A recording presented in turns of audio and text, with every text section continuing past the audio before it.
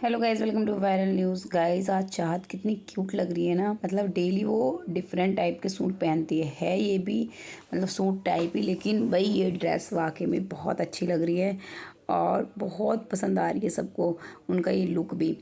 अब देखिए रजत को भी पसंद आया, भाई फिदा हो गए हैं पूरे चाहत के इस लुक पर। पता नहीं कितनी जल्दी यू टर्न मान ले, लेकिन अभी तो ऐसा ही है। और चाहत से कहते हैं भाई खड़ी हो जाओ, उनके ना पीठ वीठ में दर्द वर्द हो रहा है ना।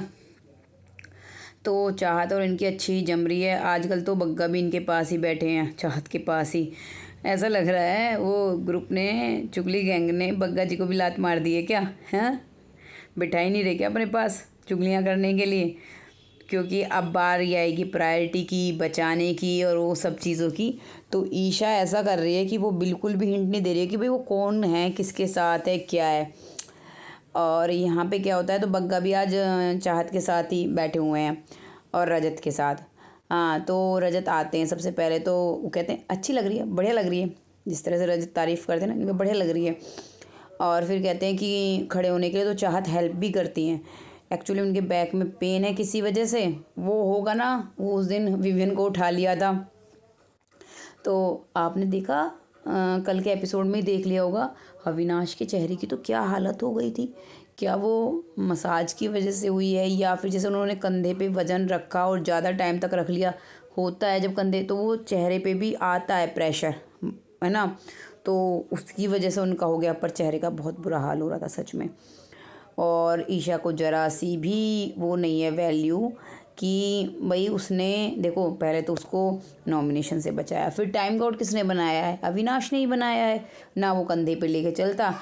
चाहत का क्या रोल है? ना तो चाहत का पहले रोल है, ना उसकी इक्वेशंस का रोल है। जो बनाया है उसे अविनाश ने हेल्प की है।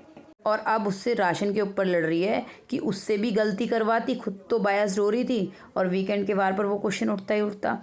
और उसे भी कह रही थी कि तू भी बायस्ड है, मतलब मैं दिलवा देती ना, सारा राशन अपने हाथ में रहता, मैं हूँ ना टाइम कोड, खुल के खेलो, ये करो वो करो।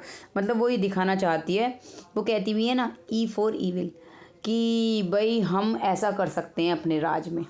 लेकिन अविनाश गेम को बहुत अच्छे से समझता है, उसने नहीं किया। वापस से आ जाते हैं चाहत और रजत पर।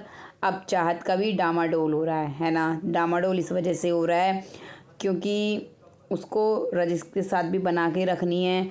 उधर दिग्विजय और रजत की नहीं बन रही है आपस में, क्योंकि चाहत समझाती है रजत को कि तुम्हारा ऐसा ऐसा, उसका पॉइंट ऑफ व्यू समझाती है दिग्विजय का। लेकिन रजत मान नहीं रहा होता, कहता है मेरे से हाथ जुड़वाओ भाई, मेरे को उससे बात नहीं करनी, मेरे को उससे सॉल्व नहीं करना।